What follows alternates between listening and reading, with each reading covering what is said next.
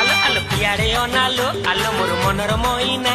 मु घरणी करी ततेलो सुंदरी क्या कहना